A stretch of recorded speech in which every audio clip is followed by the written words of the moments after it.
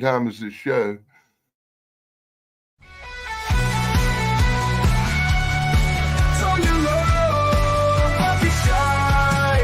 Tug along with the Sunday crew. Geeking out is what we do.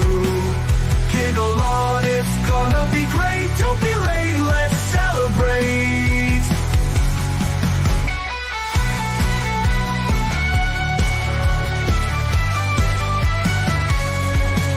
Science fiction on a screen so bright. Old classics and the new delights. The unapologetic geek will lead the way with facts and fun to fill your day. Discussing every detail, every frame, from the eerie to the loud and the tame.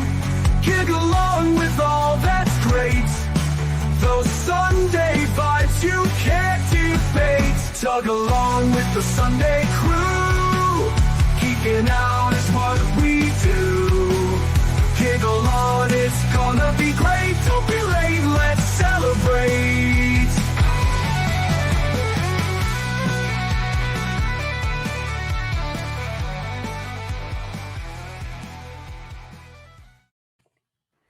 Greetings, everyone, fellow Earthlings who are not robots or aliens. How are you today? But I thought they were all aliens and robots. Greetings from South Carolina. You know, Tug, I've got to quit skipping around in your book because now I'm going to have to read back and try to find out why the closet needed a guard.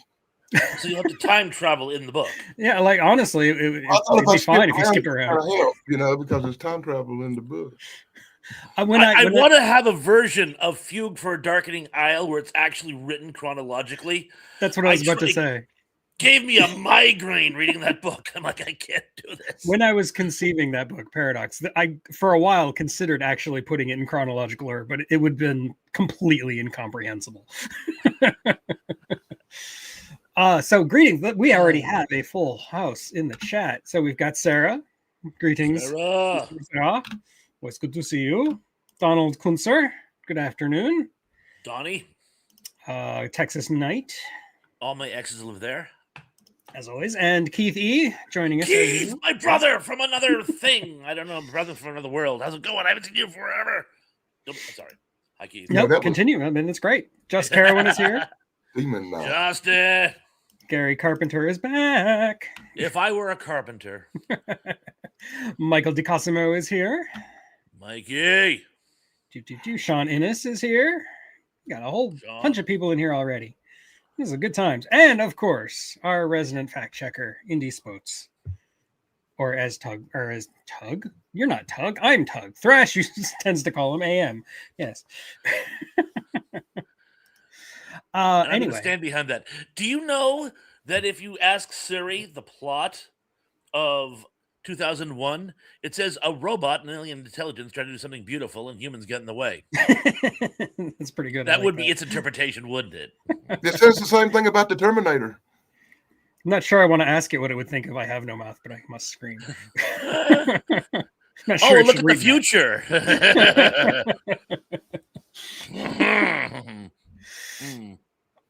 And yes, Sarah, we will see you tonight. That's much later, though. Today, we're going to talk about stop motion animation that isn't Ray Harryhausen. Both of them. Now, for the most part, I wanted to stick to movies, but if there's TV in here, that's fine. I don't care. But mostly, it doesn't have to be like an entirely stop motion movie. It can just be a movie that has a little bit of stop motion in it, just like a Ray Harryhausen movie.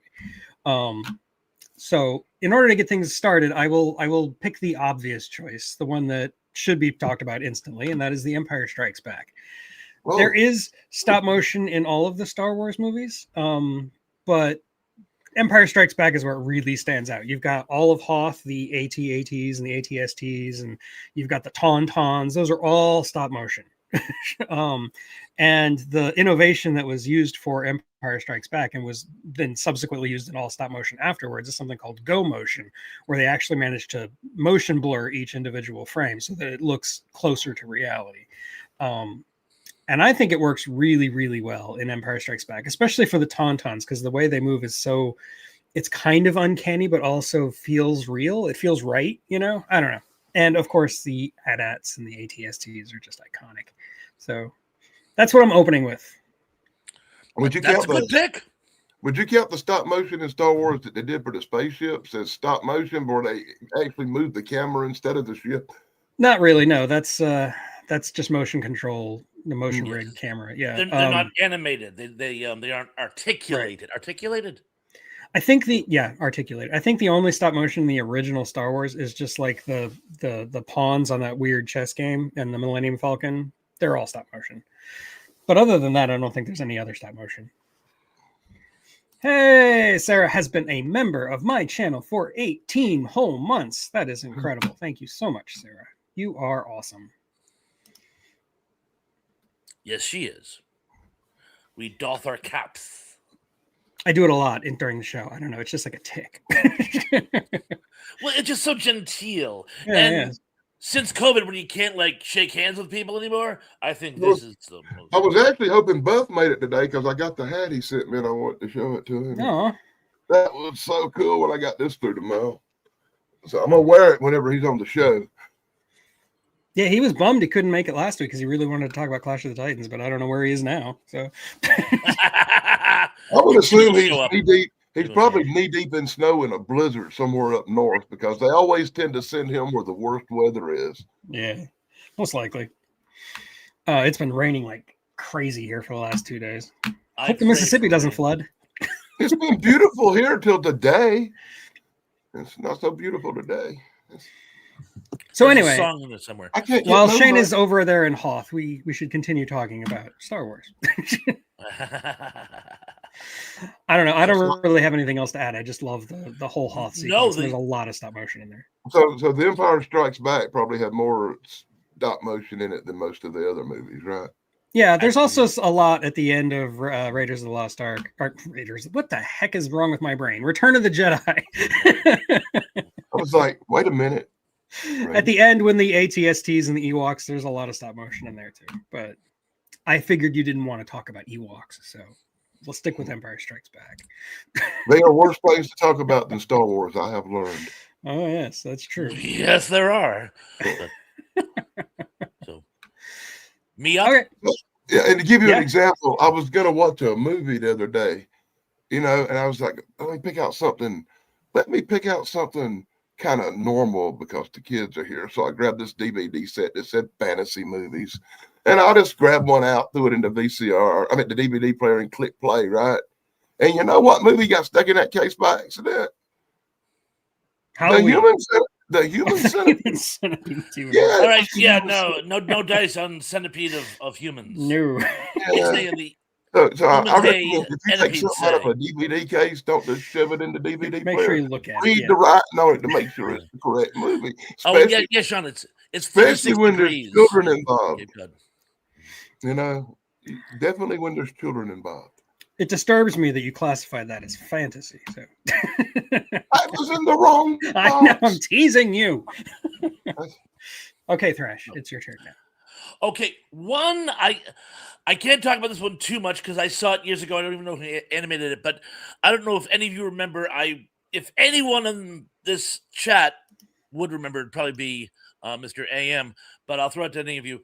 HBO used to show little short films, cult short films, sort of like before there was YouTube. And one of them was an amazing one. It was called Filmed Life.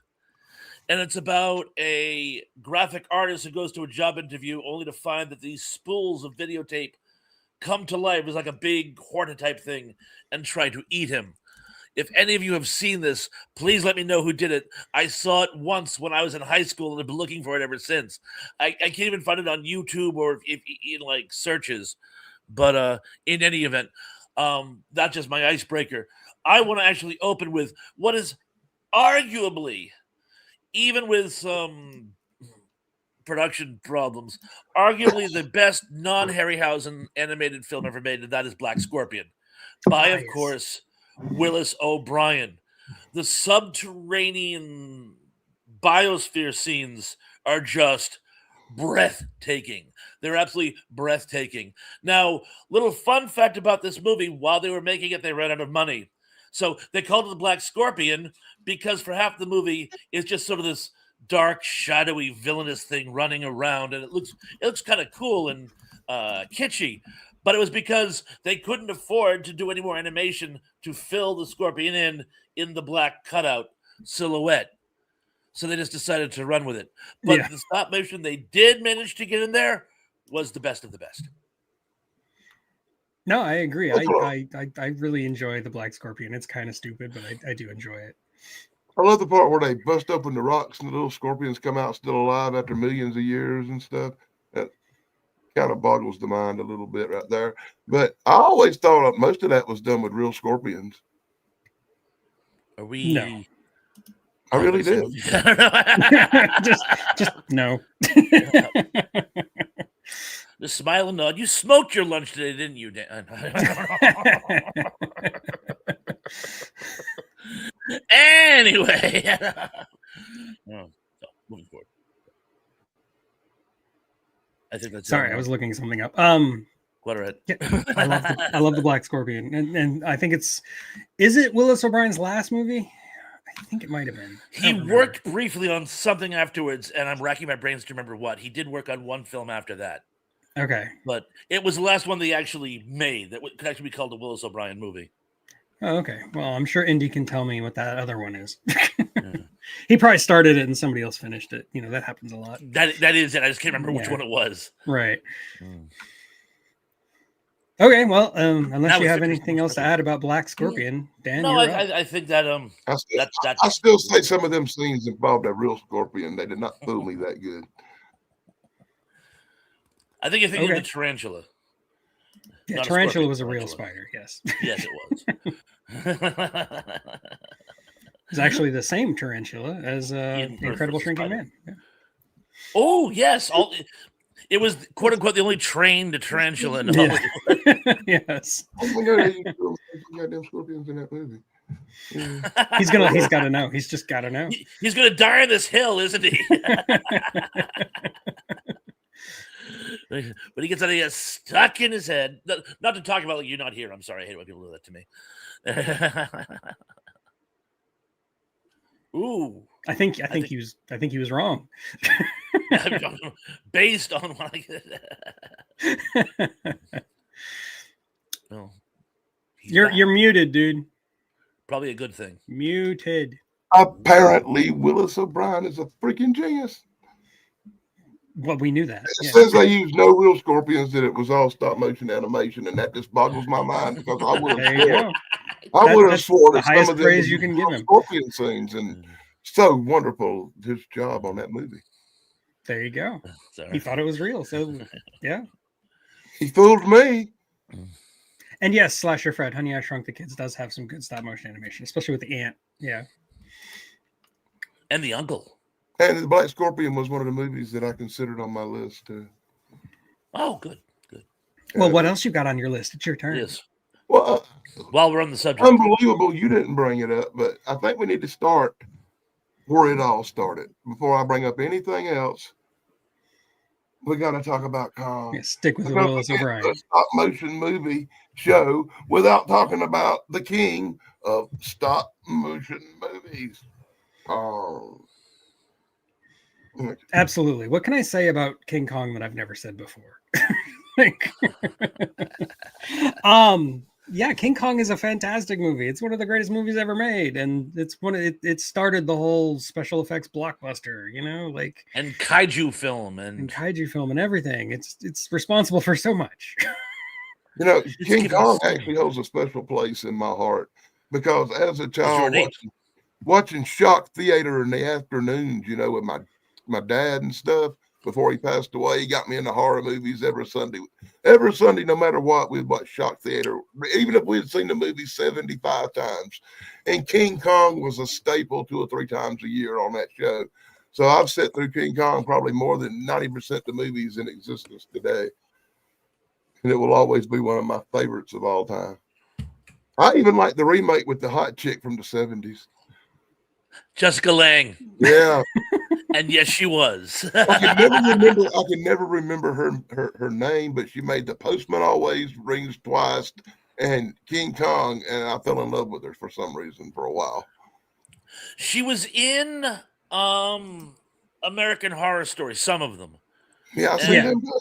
still looks amazing, even though she's got to be pushing 70 now. Yeah. She still looks amazing. And she's always playing really evil characters on that show because they don't have any other kind of characters on that show. You know, you're right. Even the good guys are pretty horrible in that Yeah. show. I love the one set on Cape Cod, and A Little Secret is so crazy accurate.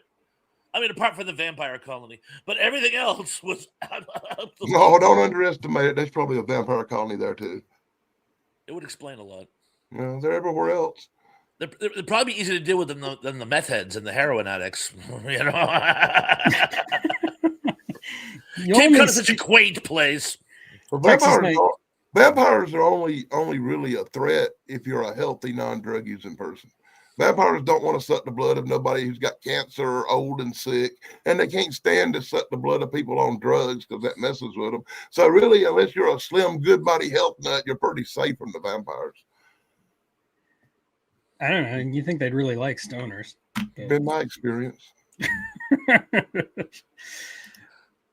The animatronic in the 1979 King Kong, you only actually see the full-sized animatronic once in one shot. But it didn't work. That was the problem. Most of the time, you're actually seeing, what's his name? The actor who was in the suit. I can't remember his name now. I know exactly who you're talking about. I can't remember. Something Japanese. Anyway, doesn't matter. He did a bunch of other gorilla parts too, like in Tarzan movies or something, right? Oh, and Indy, to qualify, when she did American Horror, she was pushing 70. That was a few years ago. But yes, she is well into her 70s now. She's pushed it now, yeah. At the time, though, she was harboring around. But good catch. I'm still waiting for you to tell me about Film Life, though. So, well, unless you want to keep talking about King Kong, one of the things I liked about King Kong is that the film studios, RKO, behind it, they kept everything really, really secretive as to how they did it. They even went so far as to publish fake pictures and fake articles that like said they had a trained ape on set. And they would show these like drawings of people like filming this giant ape through glass, and like poor Fay Ray was losing her mind because there's a giant ape there, and it's all fake. It was 100% fake. It was all just done by one guy, Melissa Bryan, stop motion, and yeah, it's iconic. They did build the giant hand and the giant head, and the giant head actually survived. The giant hand kind of deteriorated. And I think it's still on display at Universal Studios in Hollywood. There was a foot too, wasn't there? Yes, and the foot to stomp the poor natives. Yes, forgot about that. In the 77 movie, the King Kong movie they made then, it was Rick Baker in a suit mostly. Yes, Rick Baker. That's the name. Funny you mentioned that. Yeah. What film were you asking about? It was called Film Life. That was the HBO. Well, I saw it on HBO. The short animated film about videotape that comes to life and tries to eat people. It looks like a giant horda, and it chases people around the office. On another little note, real quick, did you see the video I sent you with the early Harryhausen? Yes, I did. I believe those were the ones he did with George Powell. George Powell. Yeah. I'd never seen them before. They kind of blew my mind when I seen them. I couldn't believe we didn't talk about them last week. Yeah, I've only seen a handful of them. I haven't seen them all. So they are amazing, though. They're very cool. And time consuming because they use replacement animation. Where often whenever I see something like that I didn't know about it, it kind of really bothers me a lot. Like it's a Mandela effect or something. How did I get to be this age and not? How did I get to be so old and never saw that when I was a kid? You know, I kind of know seen thing when I was a kid because all I did was watch TV a lot. You know. Yes. Okay. Well, so, you're up again, I guess, Doug. I guess it's my turn. Well, since you've got an obscure film thing, I'm going to go ahead and name my really obscure movie on my list. And fans of this channel who've been around long enough know that I'm into weird French animation, like that one. And so I'm going to talk about Chronopolis.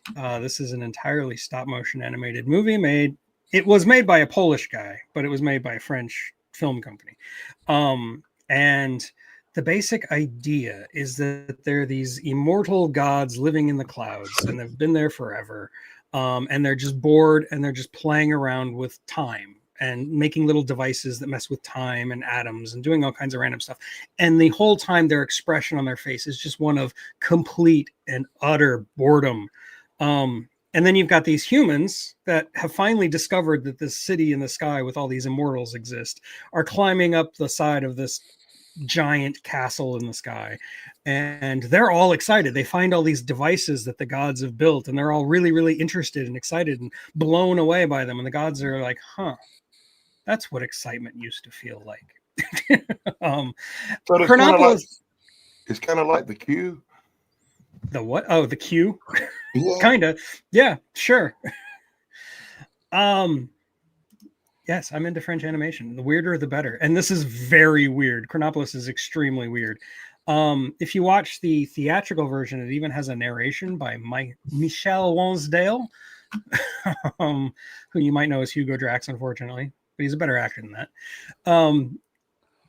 Yeah, it's completely bizarre, and it's hard to watch sober because you're not sure what the hell you're looking at. But it's full of some really crazy stop motion effects that I still am not completely sold on how they did it. Like it's a mixture of like puppets and claymation and a little bit of standard animation in there too, and it's from like 1980, I think. Anyway, I recommend it. I doubt anybody's seen it. If anybody's seen it, it would be you, Thrash. But and I have not. It sounds fantastic. I'm surprised. I must have heard about it at some point through. I had friends who actually did stop motion animation, and they knew really obscure stuff. They probably mentioned it to me, and I forgot. But I've actually never seen it. But I did look it up before this stream started, and you can get it on YouTube. The quality's not great, but you can watch it on YouTube. And if you want to save time, you can go to my channel and look on Cool Movies Volume 2, and you'll find it in that playlist probably. Ah, there we go. Awesome. And yes, 1982. I was close. I was 2 years off. I have sat through some of it. I did not watch it all. It was a little strenuous, but I know what it is. You do, yeah. It's hard to watch in one sitting. It's only an hour long, but it feels longer, honestly. I find most things hard to watch in one sitting. That's not Dirt Gently, holistic detective agency, which I sat through 18 hours of this week, and it's the greatest show ever created, maybe. But I did binge it, man. It was so good I binged it, and I don't do that. I will definitely have to put it on my list. But like I said, it'll be a while. Move it up the top of your list. Just go ahead and watch it. Just do it. Start tonight. Knock it out. Then we can do a whole show. February's over, okay? Once you watch it, then we can do another whole show talking about it and try to figure it out. Because that would be fun. There's several things you might need to explain to me, because you're the time travel guy. But I did write the whole book on time travel, yes. Yeah, well, actually, that sounds like a good idea. Maybe we can do that sometime in March. Yeah. First, I gotta watch Atypicals for another stream I'm doing with Zach and an old friend of the channel who you might be surprised who's still around. Wow. Yeah. Wow. Anyway, that was my pick, Chronopolis. I recommend it.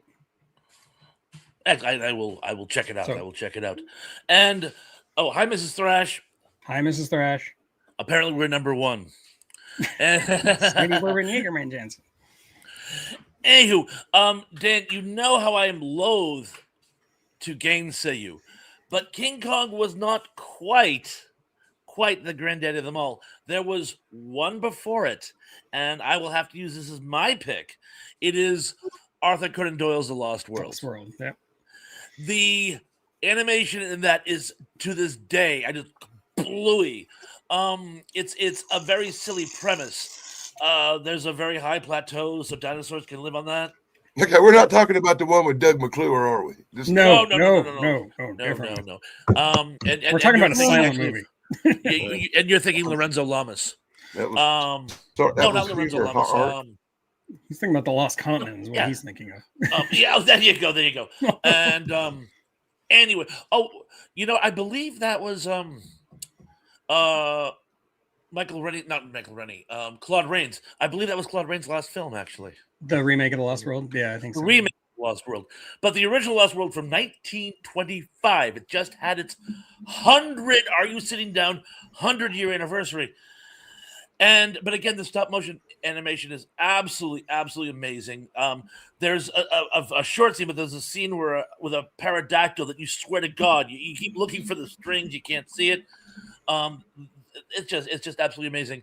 And they managed to do the they work in the live footage and the stop motion with the dinosaur wreaking havoc in London, and it stands up to this day. It really does. I mean, the human acting is melodramatic, but the stop motion still is absolutely amazing. And I figure, in deference to its century mark, I have to mention that. Finally, a movie that people in the chat will not say they saw in theaters. Right, but you can see it in my playlist for Cool Movies Volume 1. But I'm still trying to get my head around the fact that Northerners say pterodactyl and Southerners say pterodactyl. Yeah, it's the first I've ever heard anybody say pterodactyl. To be honest.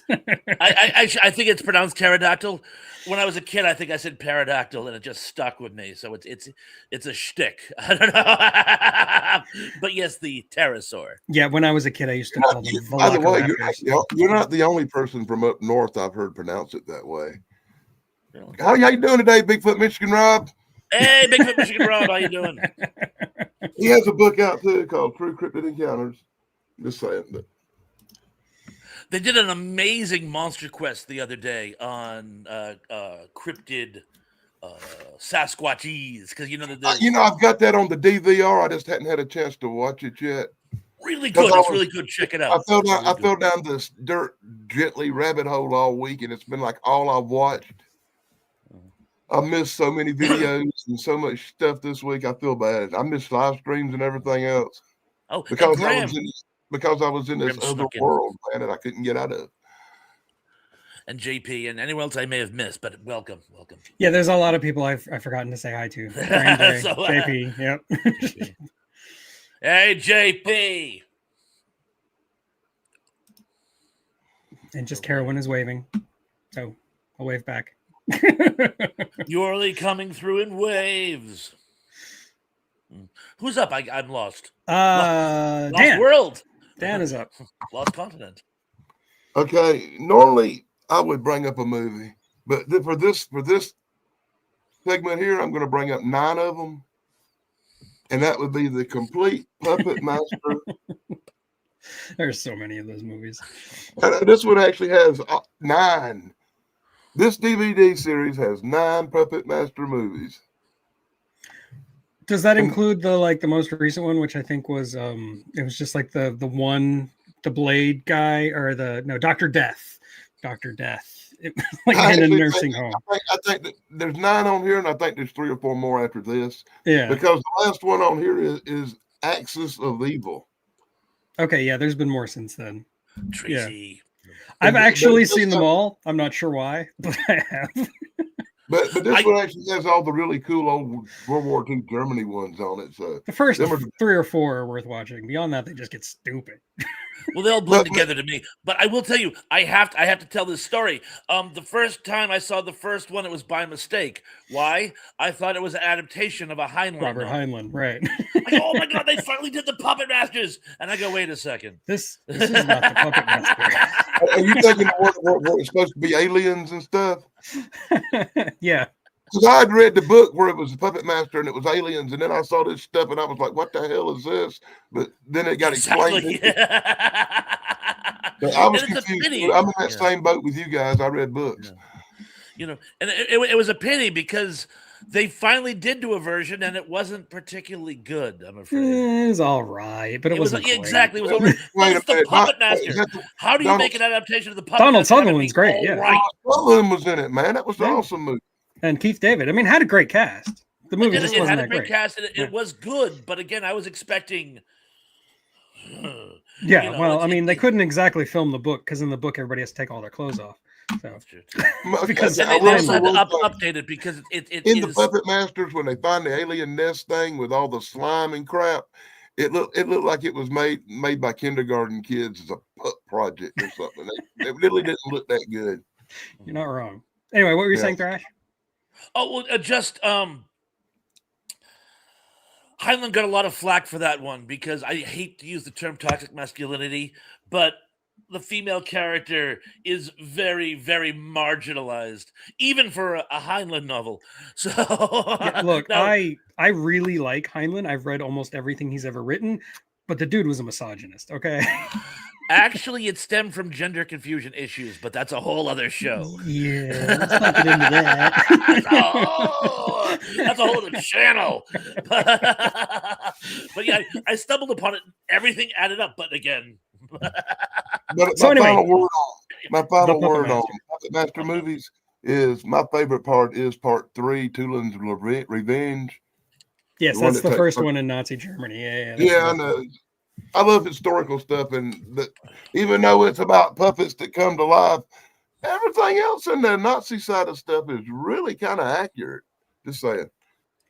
No, and like the stop motion animation in those movies is actually really good, especially the first few when it's being done by I think I should know his name. David Allen, I think was his name. It was one of those names. It's two first names, so I don't know. He did a bunch of stop motion in a bunch of different movies. He even worked on God, what else did he work on? He worked on everything. He worked on Krull and Dreamscape and the Terminator a little bit with And James there's Cameron. another series he made, I think, that goes along with this called Demonic Toys, which are little tiny toys that come to life. Oh yeah, and that they're was the Charles Band. They even had a crossover, didn't they? Yeah, Demonic Yeah. Toys, Puppet Master versus Demonic Toys, 1986 or something. Yeah, these were direct to, for those of you who don't know what we're talking about, these were direct to video movies made by Charles Band and Dark Moon Productions or whatever it's called. And they're schlock. They are 100% schlock. But Insult the great Puppet Master movies. I mean that in the best possible way. Like I said, I've seen all of these movies, even when they get really, really stupid. I own all of these movies because they get really, really, really stupid. I love it. I think they're fantastic. All these little and like they got a bunch of different little puppets and they all have their own personality. You've got, the main one with the knife, whose name I can't remember. You know, the one with the knife is Richard Lynch's character from the third one. Yes. Yeah, he gets made into the puppet in that movie, which makes it even better. Indy says there's been 15 of them. Wow, I didn't even know there were that Okay, many. there was a lot of them. I got up arguably to number 14 9, and I've seen some of the other since on cable. So what's your favorite puppet? Mine is Torch. I love Torch. Torch is great. Oh, He's got a Blade. flamethrower for an arm. I mean, I love Blade, man. Blade. Okay, that was his name, right? Blade. If I was gonna go out like all evil and stuff, I'd dress just like that with the black coat and the hat. Yeah. Oh yes, and Tracy. Hi, Tracy. Didn't say hi to you. Hi. I did. I'm sorry. I'm terrible. So, Tug, you're back up. Okay. Let me look at my list. Ooh, here's a good one. This is just a very short scene in the movie as a whole, but the movie is such a special effects bonanza, you kind of have to talk about it. And that's the thing. Yes, we have no bonanza. Angela McArdle is here. Anyway, I wanted to say the thing, because at the end, when the Blair thing becomes the Blair thing, there's a lot of stop motion involved, and it's matching a full-size practical model that Rob Bottin made. But the stop motion, it works really well, especially you see like the tentacles grabbing the Molotov cocktails not the Molotov cocktails, but the detonator and stuff like that. I don't know. I think it was really cool. And I just wanted to bring that up because I love the thing. It's one of my favorite movies. Few movies work on so many separate levels and all equally amazing. I mean, the thing is just an amazing movie. And anything that you could spin on it, any portion that you want to spotlight is valid. So yes, even though there's only a very short span of stop motion, it counts. Yeah, it's probably less than 5 seconds, but it's great. It's my understanding there was actually some more that they decided not to use. There were others, and like if you have the deluxe edition Blu-ray, which I do, it does show some of those scenes that were cut out, like some of the like working prints, which is kind of cool.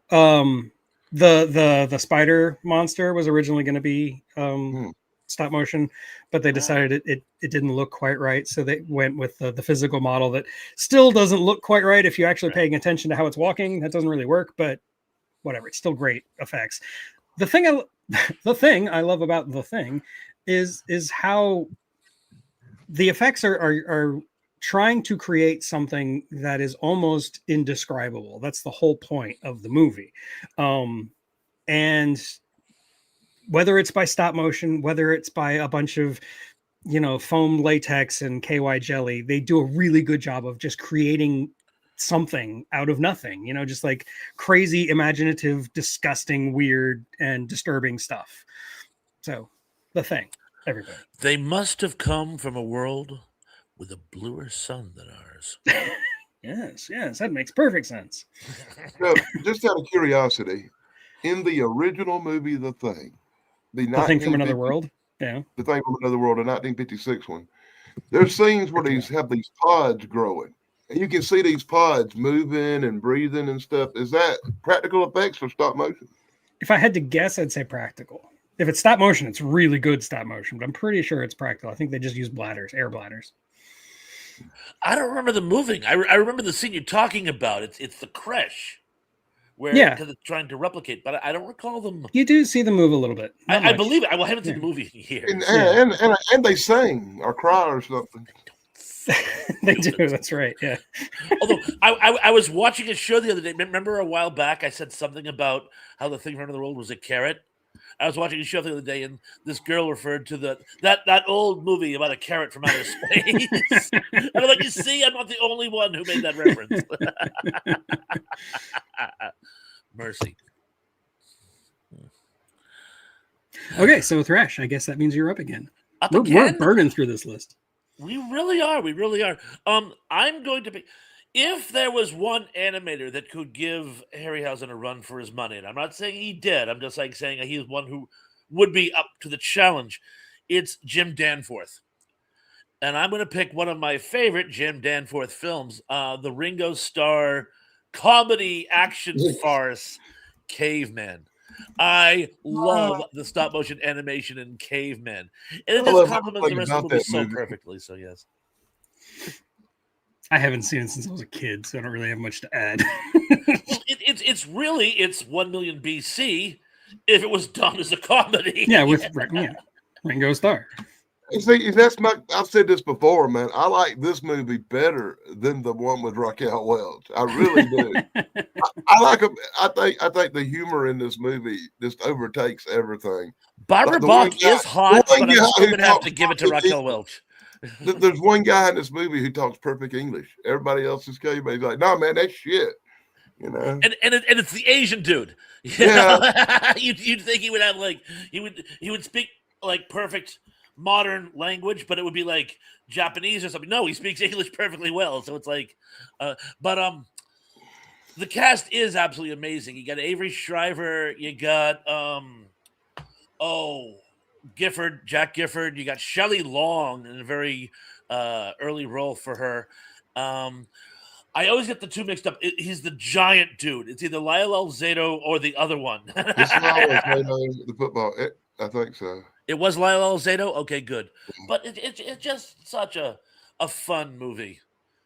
And, I remember seeing it when I was a kid. I think I was like 13 and I saw it on HBO. But yes. This probably won't be the last time we talk about Jim Danforth, but I will point out. I really, really love eggs, and I just keep remembering this giant egg cookie, boy. Over the geyser, so it's like my dream egg. Poaches. My dream egg. Anyway, Jim Danforth did actually work with Harryhausen on Clash of the Titans. He did the Pegasus. I know that because I've been doing my research on Ray Harryhausen movies. I wouldn't have known that before like a week ago. Oh, yeah, they were rivals. They were colleagues, if anything. But yeah. But if you had to pick one animator that could rival, it would have been him. I don't know. There's a few, man. Phil Tippett did a lot too. He's the one who did Empire Strikes Back, and a couple other things on my list. Okay. There's no wrong answers. Indy brought up Nick Park, and if you're going to talk about claymation, yeah, Nick Park, but stop motion as a whole. Claymation is like a subset of stop motion. And yes, Jim Danforth did in fact work on Flash Gordon. Flash Gordon. That's a fine piece of art, Tim, right there. Buddy. I brought that up a couple of times, haven't I? Yes, you have. Man after my own heart. That came up on my list this week when I was looking up other movies done with stop motion. I'm like, wait, what? Flash Gordon? I don't remember. Oh, Flash Gordon. Got it. Okay, so Danny, that means it's your turn. You know, even though I love old horror movies, I really do. I got to bring this up real quick.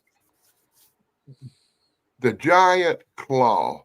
And this is not my pick. This is just something I'm bringing up. Whenever you watch the Giant Claw movie, you think, what if Harryhausen had done this movie? Well, yeah. And it wouldn't look like a big turkey vulture one of them things you hit with a stick. What do you call that? You hit with a stick. Pinata.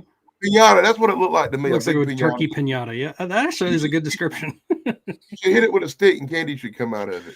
It always reminded me of a demonically possessed version of the buzzard that Bugs Bunny occasionally ran afoul of, pun intended. You know, when you watch that movie, you think about some of Harryhausen's effects on pterodactyls.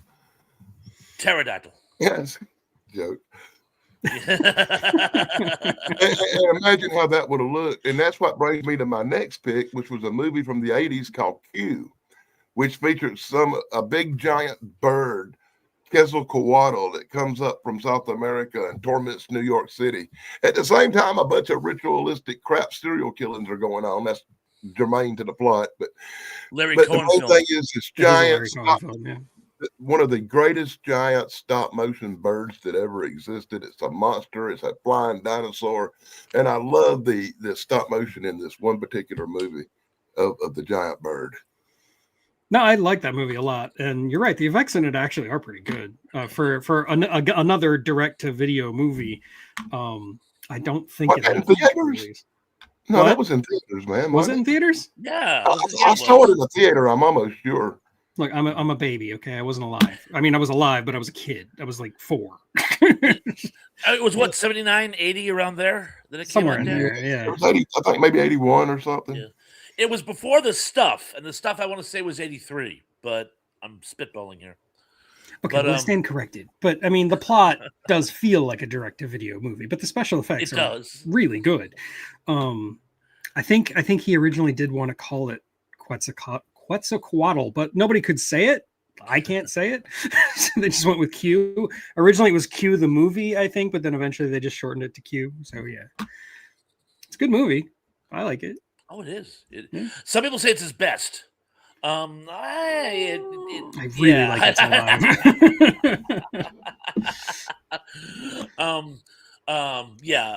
But I do very much enjoy it. Yeah.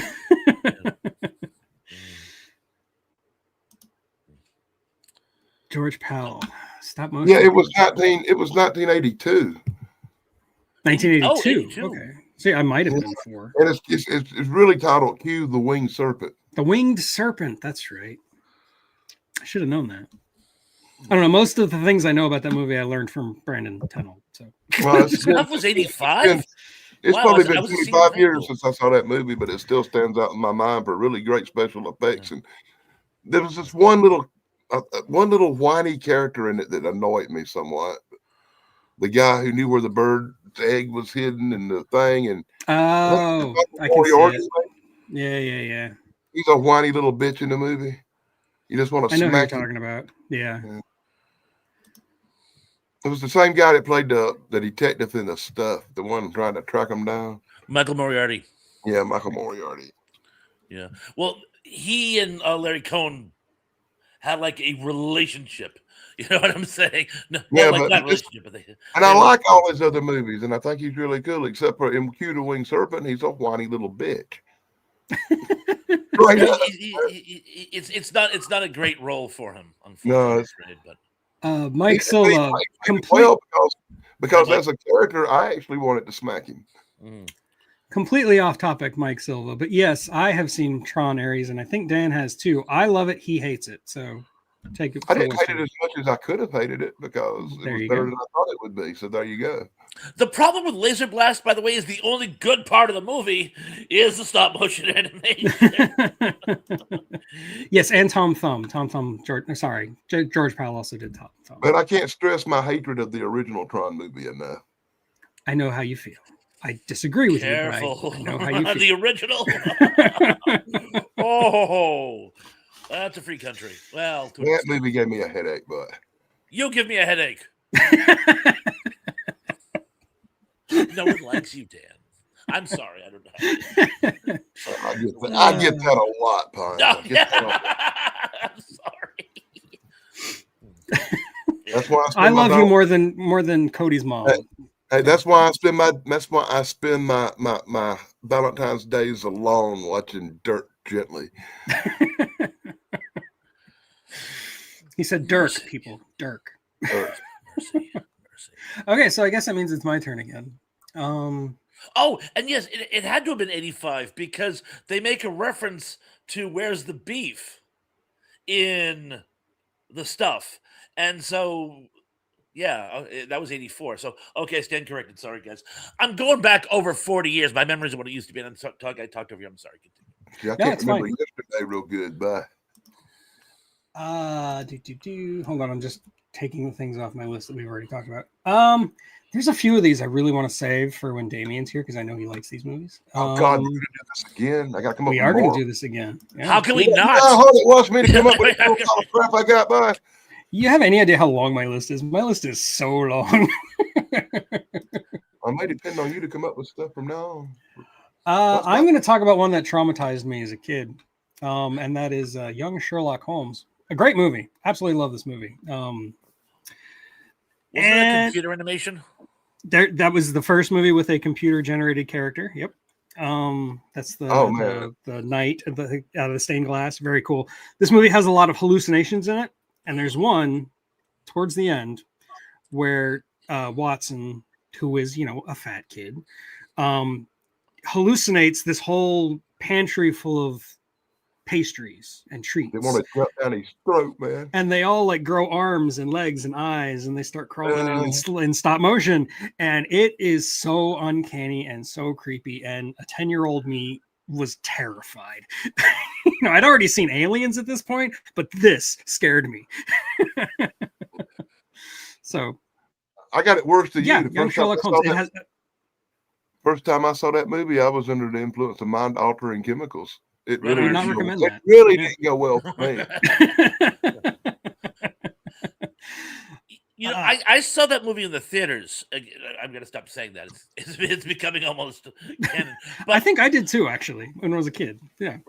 But, I mean, I loved the movie. I thought it had everything. I thought it had great special effects. I thought it had a good cast. I thought it had solid drama. Parts of it dragged. But it was supposed to be the start of a whole franchise. And it just didn't go anywhere. In fact, that was one of the early movies, the 80s shtick of you had to watch the credits because there was a little tag at the end. Right. You see him sign his name as Moriarty. Yeah. Moriarty, spoiler alert. And I remember, I think it was my my friend's mother who took us to the movie or something.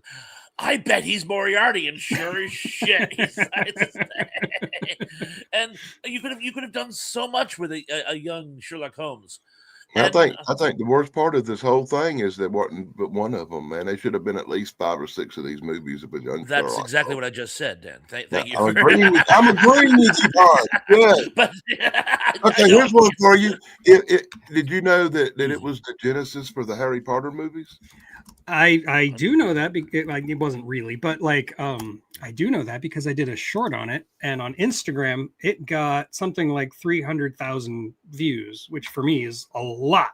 So a lot of people had a lot to say about J.K. Rowling, which I wasn't saying J.K. Rowling plagiarized anybody. I was just saying young Sherlock Holmes feels a lot like the first couple of Harry Potter movies. That's all I was saying. Well, didn't the same person direct them? The guy who directed it was the same. Okay, it was the same guy who wrote them. Chris Columbus wrote the Young Sherlock Holmes and directed the first couple of Harry Potter movies. Another thing that I've always speculated on, and I'm sure someone could actually confirm this if it in fact is true. When I after I saw it, I was watching Siskel and Ebert or something, and I believe Ebert referred to it as young Sherlock Holmes and the Temple of Doom. And Yeah. it did sort of borrow from that whole Indiana Jones feel. And I always wondered if that's where they got the inspiration for the young Indiana Jones. Maybe. Yeah. Why not make a franchise about him in his youth? And that actually lasted longer than young Sherlock Holmes. So if that was the inspiration, it paid off in spades. No, I think so. I think if you made a comparison list to them two movies, you'd be overwhelmed with the amount of similarities in them. There's a ton. Yeah, But apparently, what a lot of people about in the comments, the less hostile ones, were informing me that this is like basically a whole subgenre of British children's literature about like kids in schools uncovering dark secrets and having mentors who turn out to be evil or good. You know, like this is a very old tradition. It's not something that started with young Sherlock Holmes. It's just something that's been around, and young Sherlock Holmes just happens to tick a lot of the same boxes as the Harry Potter movies, specifically Harry Potter and the Chamber of Secrets. It has a lot in common with that one.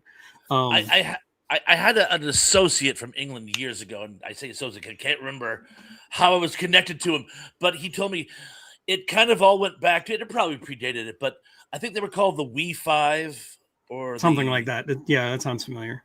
It was these sort of like junior detectives in England, and what happened? It was during the war years where all the adults were caught up in the war effort, leaving kids basically on their own to get into mischief or solve mysteries, and that became the impetus for many, many, many others. Bye, Angela McCardle. Angela, see you tonight, hopefully. Pretty That please, was- sugar on top. Take care. Really, really Scooby-Dooish. They also have very similar soundtracks, Young Sherlock Holmes and the Harry Potter movies. I don't think John Williams did Young Sherlock Holmes, but it's very similar. Same style. Anyway, I guess that means it's your turn. Oh, a turn. I've been doing these very, very nice in order, and I'm going to do one out of order because I feel like it. And it is going to be, and you could do the combined works of, and I'm not going to do that, but I'm going to mention Tim Burton. I'm going to mention one specifically, one of my favorites, and it's a short film, but it's the Vincent Price one.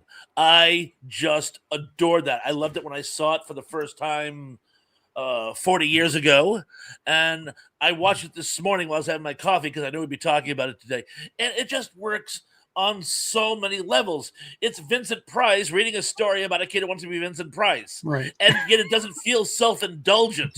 Only Vincent Price could pull that off. The animation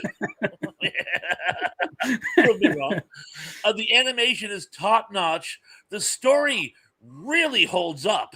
I mean, it's part generation gap, part teen angst, and of course, we all know it's always about him.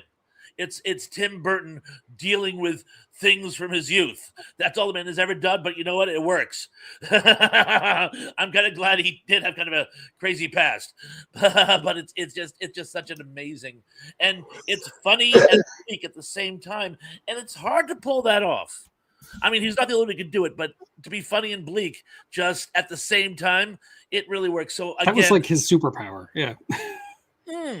And so I think I can't say it's the high water mark of his animation, but I think if I had to pick one work that encapsulated its feel, I would have to go with Vincent Price.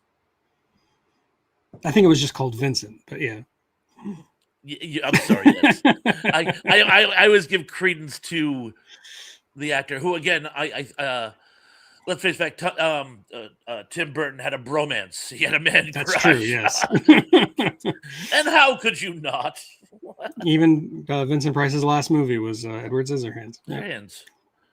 Which I guess Tim Burton begged him to do, like literally begged him to No, do. apparently, he was in excruciating pain the entire time. Yeah. He was Poor guy. dying. Yeah. He was literally dying. But yeah, like I have a lot of Tim Burton on my list. And again, that's something I wanted to say for Damien. No kidding. But Vincent is great. And Vincent was not on my list. I haven't seen it in a while, but I do love it. I think it's probably the best of his little shorts. He's got a couple of them. He's got like Frank and Weenie and something else. Vincent's the one I always go back to. It's like a parable about Vincent Price. It's great. It is. It's just amazing. It really is. And Edgar Allan Poe. Okay. The short about the film reel that comes to life isn't film life. It's recorded live from 1975. I don't think that's what he's talking about. No, I bet it is. Oh, okay. Because I'm just misremembering it because again I saw it once, something approaching 50 years ago, and that explains why I couldn't find it. Oh well, my God! Oh, bow down 2 a.m.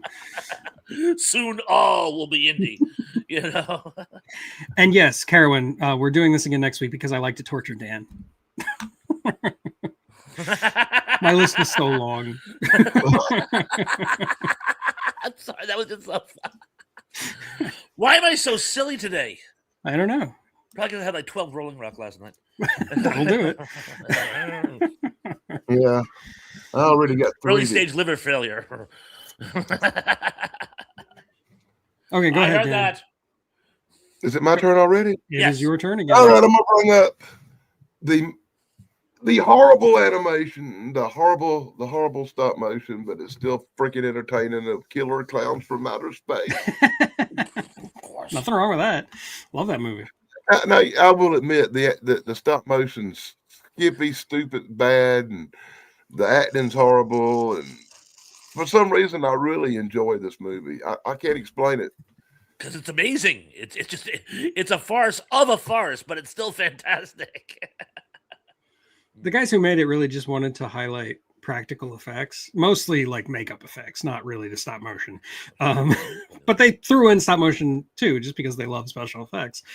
And you're right, the stop motion in Killer Clowns is not great, but it's endearing in its own way because it's Killer Clowns from outer space. It's like watching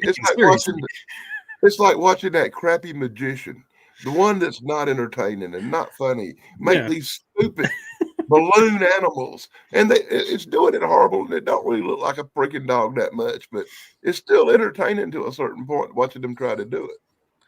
And it has possibly the best theme song in science fiction film history. The Dickies song Killer Clowns. I love that song. Best song from a sci-fi movie. That's going to take me a while to think of. Like the first thing that popped into my head was The Blob, but that's good. Killer Clowns is probably better than that. Killer Clown, wow, wow, woo, from outer space. And wasn't it Rory Calhoun's last film? Maybe. I don't know. Indy will tell us. Yes. I don't know about his last film, but Roy Calhoun in Motel Hell is probably his greatest performance of all time. He's great in it. He really is great in it. Tracy likes your hat, Danny, by the way. Thank you, As Tracy. As do we all. I got this really cool one for next week when Buff shows up that he sent me. But yeah, great call. Great call. Hey, even though the stop motion in that movie is really horrible, I do remember it very well. It stood out. It's still vivid, Well, that's the thing about stop motion animation. Even when it's not good, it's still a lot of fun. I mean, sometimes the choppy stuff is like, as you say, really entertaining. And in the end, that's all you really want is entertainment. It doesn't have to be art. Although I would argue there are times where like that uncanniness of the stop motion actually works to the movie's favor, like depending on how it's used. Like it's not on my list, but say like the Nightmare on Elm Street movies, like when you're having a nightmare sequence and then there's stop motion and it just to add that extra little bit of uncanniness. I think it works. I think that's kind of cool. The stop motion in Nightmare on Elm Street may actually be a little worse than the clowns. Especially the skeleton. The skeleton is it's not even as good as Harryhausen, man. Like, come on. Not even on the level. Did I not say the Dickies? I thought I said the Dickies. He did say the Dickies, didn't he? I don't know. Maybe somebody else corrected me incorrectly. But either way. Hi, Brogue. Okay, so I guess it means it is my turn. It is. Oh. Thank you. Sorry, I thought it was Rory Calhoun. Sorry. Speaking of weird nightmare fuel that actually works, let's talk about Dreamscape. the movie Dreamscape with Dennis Quaid and Max von Sydow. One of my personal favorites from when I was a kid. But there is some stop motion in the nightmare sequence with the Snake Man, who is like this evil demon inside the kid's dreams and haunting his dreams. And I think it works. Like I was just saying, I think the stop motion actually makes it work even better because it feels weird. It feels off. It feels not quite real, and you're in a dream, you're in a nightmare. So it works.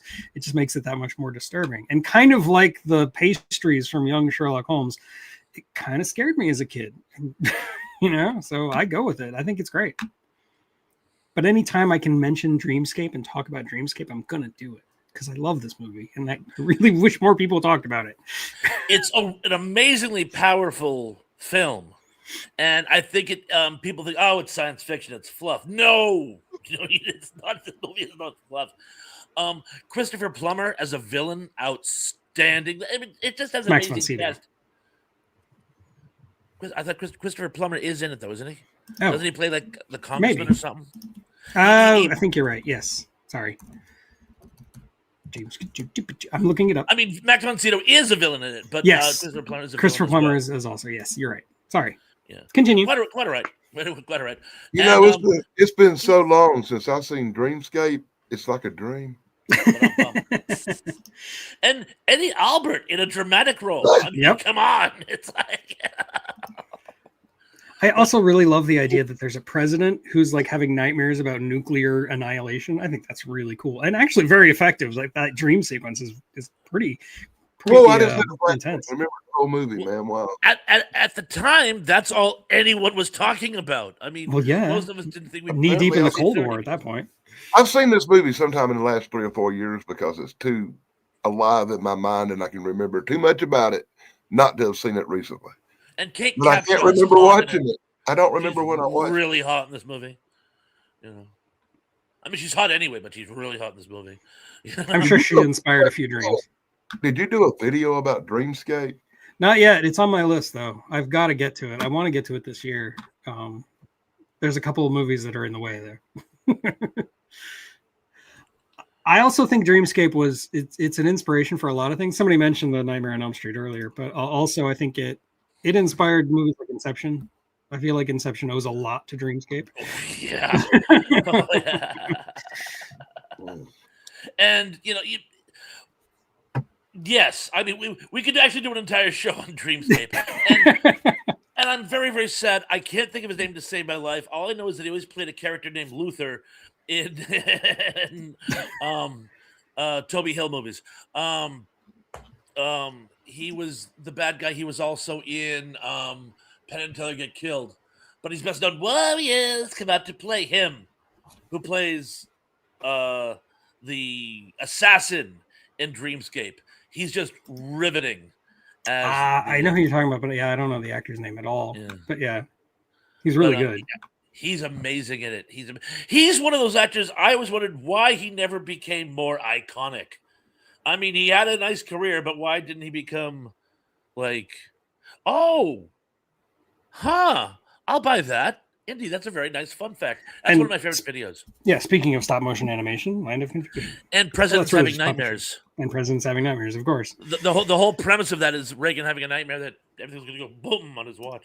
Yeah, if we were including music videos, I would be talking about Peter Gabriel all day long. But he's going to come up on this too, by the way, just so you know. Really? He is going to be mentioned. He did make this topic. Awesome. But I want to give the game away. That would be telling. Yes. David Patrick Kelly, Indy, I love you. In a healthy, non-threatening kind of way. Okay, so that means it's Thrash's turn. Really? Again? Yeah, again. Okay. We're going real fast today. You're going too fast, man. You should have spent more time on Kong. I spent so much time on Kong already. I'm going to take another Jim Kong upset. You know, respect him.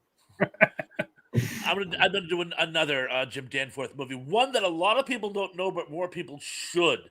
And that is Equinox. I knew somebody would bring it up eventually. I believe it's called Equinox, A Journey into the Supernatural or something. But see if this sounds familiar, kids. A group of college students on a long weekend go out to a cabin in the woods and accidentally uncover an evil entity. Yes, this is That seems to exactly. happen a lot. Well, specifically, it's the plot of Evil Dead. And Sam Raimi, I guess, finally admitted that he borrowed some of the elements from this movie for the Evil Dead. Although it is an homage. I mean, it's not a ripoff. It's sort of like a James Cameron, where I ripped off everybody, so it's not plagiarism. Yeah. Yeah, but Jim Danforth did some stop motion demons and monster-y things, and they're just amazing, particularly for a movie which didn't have a particularly good budget. The stop motion animation is top-notch and probably the best part of the movie, although the movie is certainly entertaining. And you can see that movie once every 3 months on Sci-Fi. True. Hey, Snark says. Indy says he has a poster hanging 10 feet away from him. That's cool. I want an Equinox poster. That'd be awesome. But no, Evil Dead also had some great stop motion, but we can save that for another entry. I love Equinox. I think it's a fantastic little movie. I don't know. I don't really have those little demons. Yeah, they're creepy. I got nothing else to add. Well, I always liked it because you really see the Lovecraftian roots in it.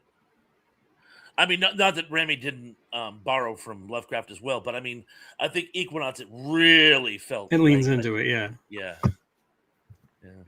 But yeah, it's just a fun movie. So, Denny, I guess you're up again. No, I would be, wouldn't I? Okay, Yeah. This is a movie that Stephen King called the wildly energetic monster movie of the decade. In a small town near Denver, 2 young men begin to explore a long abandoned old mine recently reopened by a group of miners. When one of the men is discovered missing, his friends begin a frantic search that leads them to a horrifying set of consequences. They are unaware of the evil that has become unleashed, and soon, one by one, townspeople are snatched up by a monster no one has yet to see. Suddenly, the grisly truth is revealed as a young couple is forced to confront the unknown, and the lives of them and the entire town will never be the same. The Boogans. Boogans, which has to feature the worst stop-motion monster in movie history. Have you ever seen this? I've never seen it. People have been telling me to see it, though, but I've never seen it. I can't believe you ain't seen the Boogans. This is the epitome of worst stop-motion, big, giant blob of a monster with one long tentacle-looking thing and a goofy little head. It looks like a deformed turtle. It looks like Teenage Mutant Ninja Turtle monster has come to town. But I love this movie. It's one of my favorites. And one of the actresses in it is one of my little crushes. Up until the end, that plot was very similar to the beginning of Rodan. Just So saying. it takes place 20 years ago. The miners were attacked by some unknown creatures. And as the people escaped, most of the miners were killed. One guy dynamited it and blew the mine down, and the things had been trapped in the mines for years. But then they started tunneling and let them out. Yeah, that sounds like Rodan. Like the very beginning of Rodan. He lets out all the larvae. Yeah, but it'd be the part with just the bugs. There wouldn't be no big bird. But Yeah, there these would be no things, big giant at the end. Yeah. They look like some kind of deformed turtle mine crabs. Gamma ray deformed. Yeah. That's the funny thing about Rodan is the first half of the movie isn't about Rodan. Yeah, it's a monster movie about these bugs that come out of a mine. Yeah. And the traumatized guy tries to warn them that there's a big bird thing, and they go, "Oh, you were just traumatized by it." Yeah. No, it's The best part about the Boogans is for most of the movie, they play it like Jaws, and you see the tentacles or something, but you don't really see the monster till to way late in the movie, and by then you're like, oh God, that's what it looks like. But that all point, the it's tension deflates. yeah, it's a brilliant movie up until the point they actually show the stop motion turtle monster thing. I hate it when that happens, when you're watching a monster movie and like they build the tension so well and only to reveal this really stupid looking monster. I hate It could have been worse. It could have been a giant bouncing beach ball or something. Hey, that was funny. I love the giant beach ball. It does kind of detract from the rest of the movie, though. You have to admit. It wasn't so bad that it ruined the movie, and through my young eyes at the time, it was awesome. But as a critic, 40 years later, it's a little different. I'm not going to read that, Indy. But a lot of times, sadly, you'll go back and watch something you saw in your younger days and go, why in the hell did I think this was so good? That's the longest word in the English language, isn't it? I think it's a Mandela effect. I think things change because I swear to God, the Buck Rogers in the 25th century that's on TV now, it's not the stuff I watched when I was a kid. It was different. The suits were hotter, the women were hotter, and it just in my mind, it's just so different and so more raw than it's this kiddie show now. It's changed, man. There have been a couple of movies that I've watched for this channel that I've regretted. Like I've retroactively ruined a childhood memory. Like this movie's not what I remember at all. And sometimes like it reinforces it, even in movies that everybody hates, like Howard the Duck. But then sometimes I go back and watch a movie and I'm like blown away at how much better it was. Like the one with Meatloaf that we watched recently. I couldn't believe how good that movie was. Roadie. Huh? I recently watched the movie Roadie with Meatloaf in it and realized that it was 10 times. Roadie. I think you were talking about Rudy. And I went, Roadie. And it was like 10 times better than I thought it was. I was like, Meatloaf was not in Rudy. Kevin Scott, that's really funny. That's why Germans don't play Scrabble. They just annex it. Oh. Anyway, I don't even remember what were we talking about? Who are we? Dan was talking about the cave. Oh yeah, the Boogans. Yes. Boogans. A movie I actually have on VHS right here from my youth. Still around after 50 years. What? 40 something years. We're old. What? When I bought this sucker, VHSs were still $10.99. There was a meme on Facebook that showed some kid, I do it all the time, where you wire one VCR to another. Oh, yeah, sure. Oh, my God. I remember when that was like the pinnacle of technology. I thought we peaked as a people because we knew how to link VCRs together and pirate movies. And it's like, oh, my God. I think that's... How many people do you know actually did that? Because I did. I know, that's what I'm saying. I did it all the time. I'd buy them $25 movies, and then I'd hook two VCRs together, and I'd make copies and sell for fucking $6 each or something at the flea market. Again, what's the statute of limitations on video piracy? But in any event, I think that's the saddest thing about the 80s. What we thought was like the high watermark of civilization is a footnote.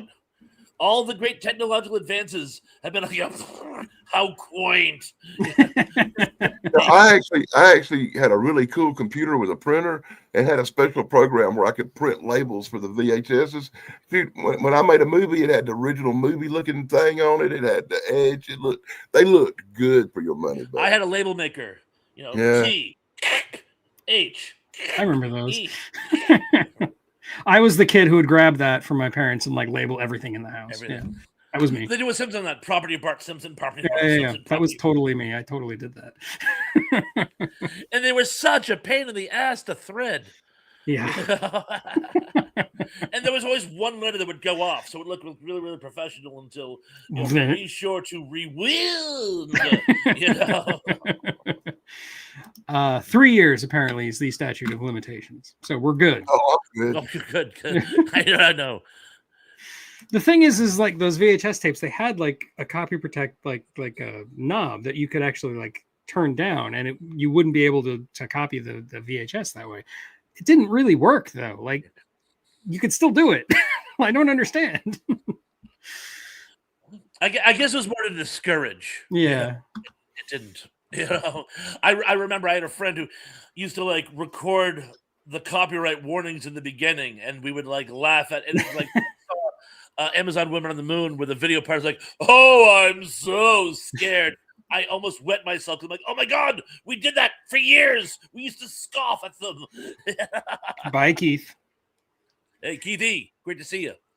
Technically, actually copying the VHS is not illegal. It's the distributing it for money, for monetary gain, that is technically illegal. And we used to do that. Yeah. But who's going to tell? Nobody will ever know. What are we talking about? Or care. True. You go to the cities and there'd be like a guy with a blanket selling your pile. Oh, yeah, no totally. one cares.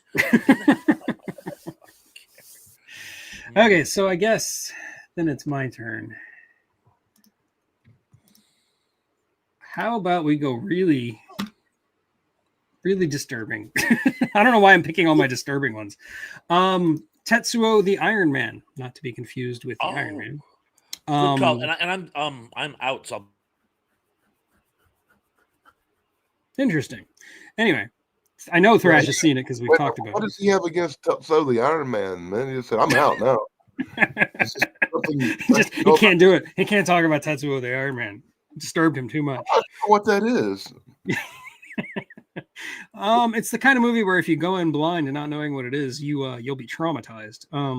It's a Japanese movie, I think from the 80s, maybe the early 90s. And it's in black and white for some reason, which actually is a good thing considering what happens. And you've got this guy who's basically he's basically an incel, is what we'd call him today. And he's living in an apartment, and he's slowly. Hold on, Thrash just popped back in. Yeah, I went all the way through without freezing, but not quite. So close, so close. But then he basically starts to implant himself with metal, with iron. He like inserts a drill into his leg, and he starts becoming a cybernetic life form. And eventually he becomes so mutated and deformed that only stop motion can be used to portray him. I don't recommend this movie if you're squeamish. But like I said, at least it's in black and white. 1989. Thank you. Yeah, it's a weird fetish. That's what that movie is. You got me on one I do not know. Tetsuo the Iron Man. I know Thrash has seen it. Oh, yeah, I've never seen it. It is good, but I've never had the burning desire to watch it again. So yeah, me neither. I've only seen it the once. Yeah, once was more than enough. You know. But I had to bring it up because I like to bring it up and just mess with people. Well, thank you. Now I got something else I have to watch. I doubt you can find it on YouTube. I have other resources sometimes. I know. Sometimes I bring up a movie and all of a sudden it'll show up in the mail. That's pretty cool when that happens. That is great. Matter of fact, I got like 25 new DVDs this week from people who watch me on YouTube and say, "Hey, let me send this guy something." And I haven't went through them yet, people, and I will. Well, that's pretty awesome. I hadn't even looked at them. I don't know what they are. I feel bad, man. I got them. I opened them, took them out of the box, and I said, "Well, I'll deal with this later." And they're still sitting right where the hell I come in. Like, well, it's not later yet. Yeah. I get that. But I had all this other stuff I was putting out for this show, and I didn't want to get confused. I'm easily confused. Can't you tell? Yes, indeed. It is very much like a Japanese Kafka. Yeah. That actually makes a lot of sense. I'll buy that. So do you have any weird Kafka Japanese movies for us, Thrash? No, I don't, actually. And in fact, there's no Japanese films on my list, actually. Really? Yeah, believe it or not. If we were talking anime, that'd be a different story. We were talking Kaiju, that'd be a different story. Well, I have a couple going back to World War II, but that's another story.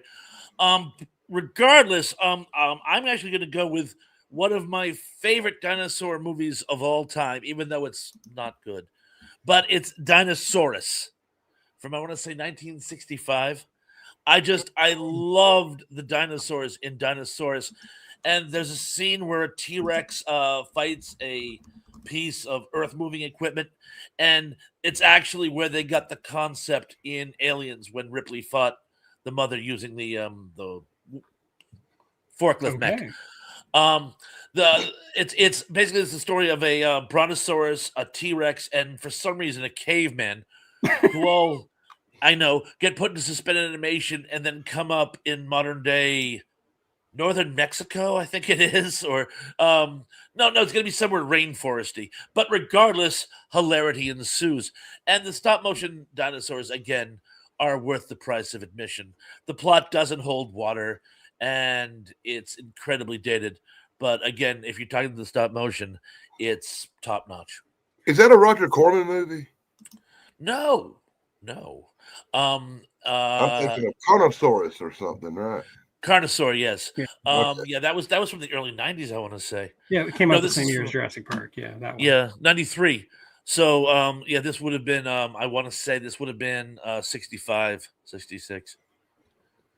It's one of those movies that used to be on all the time on like Creature Features and stuff like that, Saturday afternoons. Apparently, according to Wikipedia, the Brontosaurus model and the miniature jungle set came from an episode of The Twilight Zone. Ah, yes, the one about the plane that goes back in time. Yeah. The Odyssey of Flight 33. Yeah, I remember that one. Which has the funny thing, it has an amazing cast. If you watch that one and have IMDb on, all the people in it had been in numerous other episodes of The Twilight Zone. Because that's my favorite trivia question. Who's been in the most Twilight Zones? And the correct answer is it's a tie for 4 with Jack Klugman and Burgess Meredith. But neither of which like, are in that episode. neither of which. But there's like one guy who'd been in 75 of them because he would always he I guess worked for the studio, so he always played a butler or a guy in the bar or anybody. He was just like a background guy, yeah. Like the guy in Twilight Zone, Dick Miller. Dinosaurus with an exclamation point. 1960 apparently is the year it came out. 60. Yeah, I just pulled it up on Wikipedia. I've never seen it. So I think I might have seen it a long time ago because there's something familiar about what he said about it, but it's fuzzy. It sounds fun, but it also sounds terrible. The main premise is there's a kid who is moderately abused who becomes friends with the caveman and they have adventures, and he tries to domesticate the caveman, and again things don't work out. But yeah, I saw the remake of that with Pauly Shore. Pauly Shore. I knew you were going to say that. I knew it. I can read your mind, Danny. Pauly Shore and Brendan Fraser in the remake. I hated that movie so I did too. Everybody did. Oh, Nobody likes that movie. Everybody hates every movie with Pauly Shore in it. But even by Pauly Shore movie standards, I'm pretty sure even Pauly Shore hates that movie. You think that was I know bad? Brendan Fraser does. He said so. You think that was bad? Watch Biodome. Yeah, Biodome's pretty bad too. Why did I watch these movies? It was the 90s. We had nothing else. I had a little sister that made me watch these. 14 and the funny thing is, his mother is Carolyn from Caroline's Comedy Club. How could he be so untalented? You know, he was around the greatest comedic minds of the century. He also directed The Blob. I actually never knew that. Thank you. He also directed a whole bunch of televangelist commercials. if my memory is correct from when I did The Blob. So yeah, dinosaurs. Maybe I'll add that to my list. It'll be bad, but it sounds like something I should have seen by now. Yeah. I think I remember barely something about it. It's one of them I'll have to revisit. Okay, Danny, you get the last one of the day. What do you got? Oh God! Since it's the last one, I don't even know where to go. I guess I'm gonna have to go with the stop motion evil baby from It's Alive as being one of the ones that freaked me out beyond your wildest comprehensions. Is this creepy little deformed butt tooth babies crawling around and actually I think the stop motion on that little creature crawling around is really good, really believable. There's not much of it, but yeah. No, um, it's very short, but it's For the 18 solid. seconds, yeah. there's also a shot of the baby that's actually Rick Baker's wife in a baby costume, which is weird. I never knew that. All I these didn't- years, I never knew that. Oh all my god! stop motion-y crap. There is some stop motion, especially like not in the first movie so much, but I think the one on the island of the babies or whatever, the island of the alive. Is that what it's called? The third one. There's stop Yeah. motion in that one. There's a lot of stop motion in that one. Now, there's a lot of stop motion in part one because all them little scenes where you see the baby crawling around ain't some little baby in a costume or some Some girl of it in a costume. is actually some of it is. You know, you can tell stop motion. There is stop motion, but there's also jerky- Rick Baker's jerky wife in a stop. costume. It'd be Trust kind me. of hard to rip. Just trust me. Yeah, Larry Cohen, man. Larry Cohen's great. There's no reason not to be fascinated by Larry Cohen. Rest in peace, Mr. Cohen. Yes. He was amazing, and it was funny. He did so much with such limited resources. The commercial for "It's Alive" it came out. I think I was 8 or 9. I used to run out of the room just when the commercial came on. Legendary commercial. Yeah. That's how effective that commercial was. It just So with the simple. heartbeat Yep. and the voiceover, and they're very slowly they're going to show it to you, and I'm like, I don't want to see this. You know, I don't think I saw the movie till I was in college, to be honest with you, because the commercial traumatized me. There was a radio commercial that used to bother me, and you can't get much less visual than radio. Well, less non-visual. I know what you mean. Yeah. But yeah, there was a radio commercial that used to freak me out too. It's Alive is one of those movies that I find fascinating just because the premise sounds like it should be really exploitative and it should be not a good movie. And yet, like, it actually is a good movie and it's a very thoughtful movie, but it still has this premise of an evil baby, an evil murderous baby. But it's a good movie. The scary part ain't the Weird. murderous. The scary part ain't the evil murderous baby. The scary part is the medications given to pregnant women. Well, yeah, that's the whole point. Causes them to have these babies. That's the scary part. Because I remember when that come out and we were watching it and it was on TV. This is later on. You know, I was probably 13 or 14 watching it on TV with my stepdad. Yeah, it's wasn't that long after the whole thalidomide thing. So yeah. And my stepdad looks at me and said, you know, this stuff really happens. That's what's wrong with the little goopy kid down the street. That's why he's so mean. It was one of the earlier attacks on Big Pharma. You know, ones which seem to be getting worse instead of better. Yes. No, I love Big Pharma. Yeah, I myself love the government. And me, I'm gonna say, me myself, I'm one of them people who's gonna say, maybe you should watch this movie and take lessons from the past in today's life.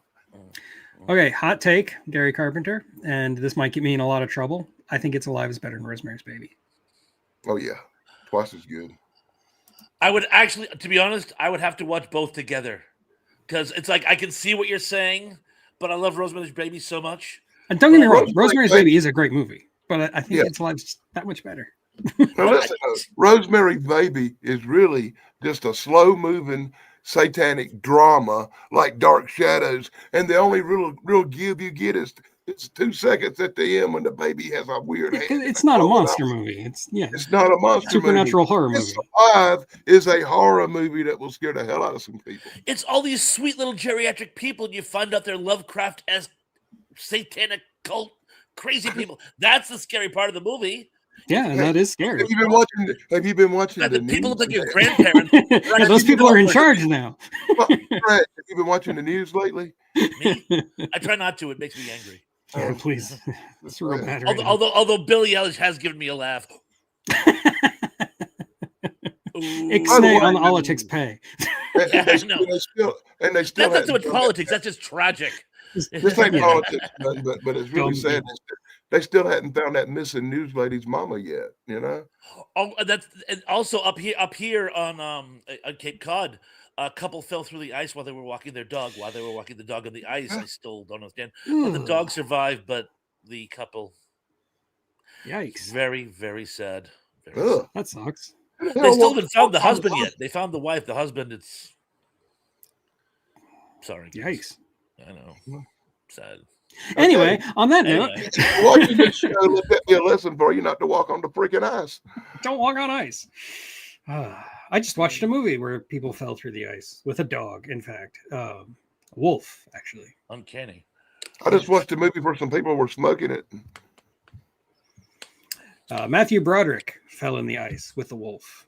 You should know driving a what car movie while it is drunk? now. Nope. Ooh. This is actually before that, so it was okay. Ooh. Have we ever talked about the Lathe of Heaven?